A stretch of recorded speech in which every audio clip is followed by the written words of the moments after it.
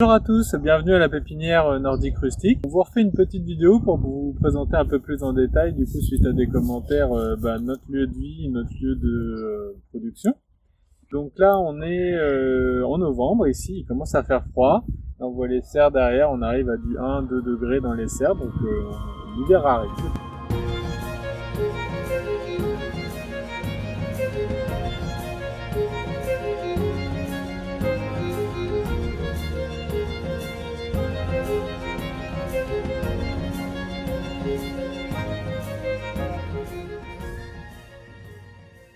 On est dans la grande serre, donc elle fait à peu près 200 mètres carrés. C'est celle qu'on a installée cette année et c'est vraiment du coup celle qui va nous permettre de stocker tous les plants pour la vente. Et c'est celle aussi dans laquelle on a planté tous nos plants mères, notamment d'agrumes, mais pas que. Donc là, on est sur le lot de plantes qui a gagné lors de la campagne de financement participatif, du coup, avec la chasse au trésor. C'est un lot de plantes qui a une valeur à peu près de 300 €. Donc là, il manque du coup le bananier que j'ai mis au chaud et plus une plante mystère, qu'on verra avec le gagnant. On a le bel oranger caracara, donc qui est un bel oranger résistant au froid, donc jusqu'à -10 à peu près lorsqu'il est costaud. Là, on a le figuier violette normande. C'est un peu plus commun dans les jardins, mais c'est toujours sympa d'avoir un petit figuier dans son jardin. Et là, on a un bel aziminier avec ses grosses feuilles, là, sunflower, donc qui est le manguier du nord.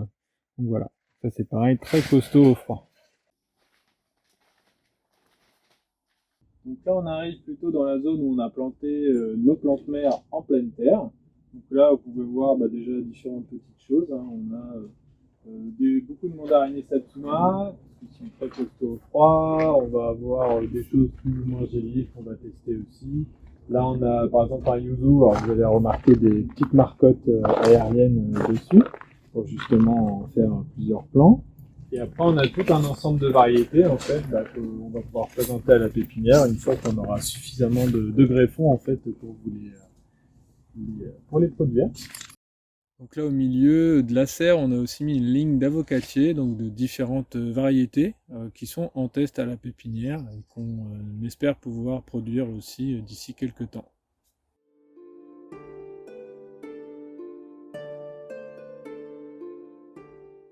Voici maintenant au niveau des serres enterrées. On en a créé tout un réseau en fait pour cultiver toutes les plantes un petit peu frileuses.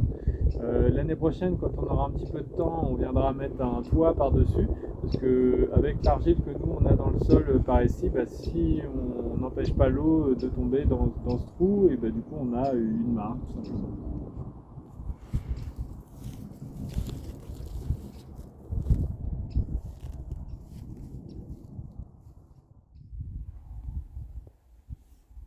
Après, il nous reste tout le reste de la pépinière à aménager.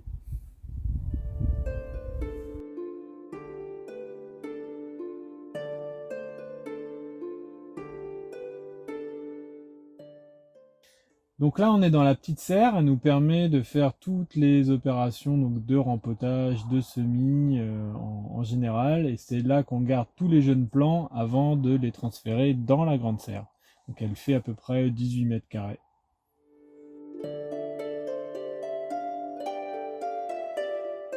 Dès qu'on est arrivé, on a vu que nous, un des problèmes qu'on avait sur le terrain, c'était le vent. On a énormément de vent d'ouest, du sud, sud-ouest, tous ces deux orientations-là. Et du coup, on a réussi à avoir un fonds France Relance pour remettre des haies, dont la majorité sont sur talus. Donc toujours pour régler notre problème de vent, donc on a installé en fait tout un réseau de haies sèches et on y met en fait tous nos tailles de haies. Donc voilà, ce qui représente un petit volume, hein, parce qu'on a un petit peu de haies quand même, qui permet aussi du coup d'aggrader un peu le sol et puis de protéger un peu certaines plantes qu'on va planter au bord ou un peu à l'intérieur. Et donc voilà, assez efficace quand même pour briser le vent quand on n'a rien, quand on n'a pas d'arbres en fait sur le terrain.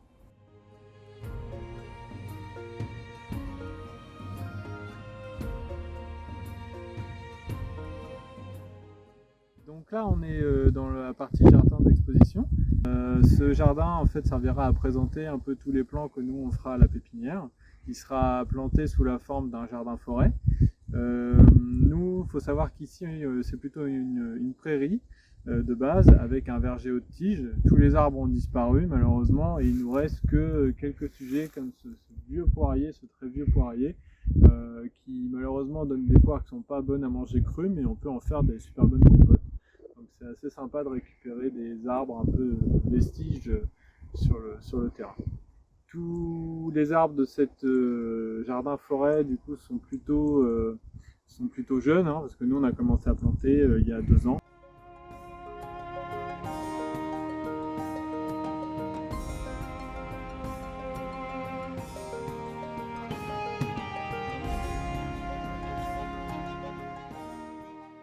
Là on est dans le jardin du four à pain, donc nous on s'en sert comme petit jardin d'exposition et on a réfléchi à planter une forêt jardin adaptée du coup justement à des petits jardins.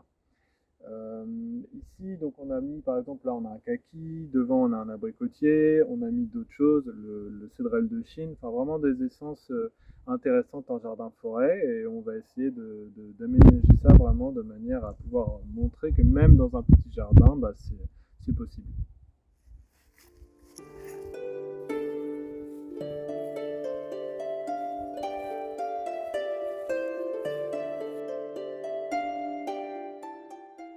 Là on est dans notre jardin d'agrément, donc c'est pareil, c'est notre lieu de vie, donc on n'y sera pas souvent. Plus tard il y aura une petite terrasse et un bassin certainement dans ce secteur-là, donc là il y aura peut-être des vidéos sur ce thème-là. Et du coup on a mis plutôt des arbres d'ombrage et un peu moins fruitiers parce qu'on a quelques personnes allergiques aux piqûres d'abeilles, donc on évite, on préfère les garder dans le jardin forêt.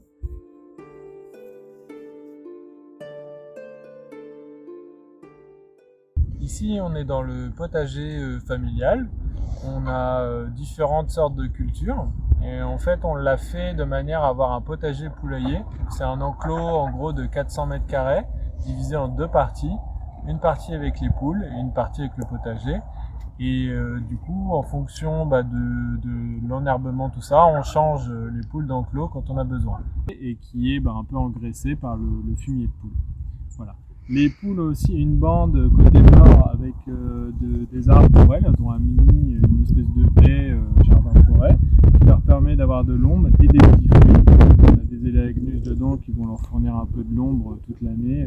On a aussi l'arbre à faisan qu'elles aiment beaucoup. On a des bambous, mais ça on en a hérité. Il faut faire attention avec les bambous parce que ça a tendance à se disperser pas mal. Donc il faut bien dédensifier les touffes et souvent ça les calme et ils ont un peu moins envie d'aller ailleurs. Mais il faut garder quand même une surveillance sur ces espèces-là qui sont des espèces exotiques envahissantes.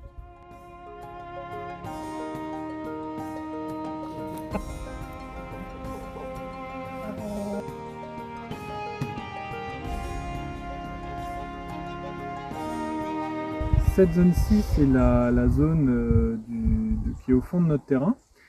C'est une zone où on n'y fait pas grand-chose. Je viens juste, moi, sur l'automne-hiver, je viens y planter des arbres assez denses pour créer des petits bosquets qui vont après évoluer tout seuls. On a vu aussi sur les photos historiques du terrain qu'il y avait une mare sur cette zone-là, donc on a fait recreuser une mare, donc ce qui va permettre vraiment d'attirer un peu plus la faune sauvage et du coup ça va prendre un caractère un peu plus naturel plus rapidement.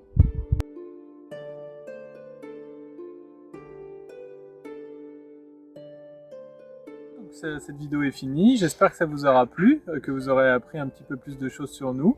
N'hésitez pas à liker la vidéo, à la partager et à nous aider sur la campagne Mimosa qui est en train de se finir. Merci d'avance à tous et au revoir, à la prochaine.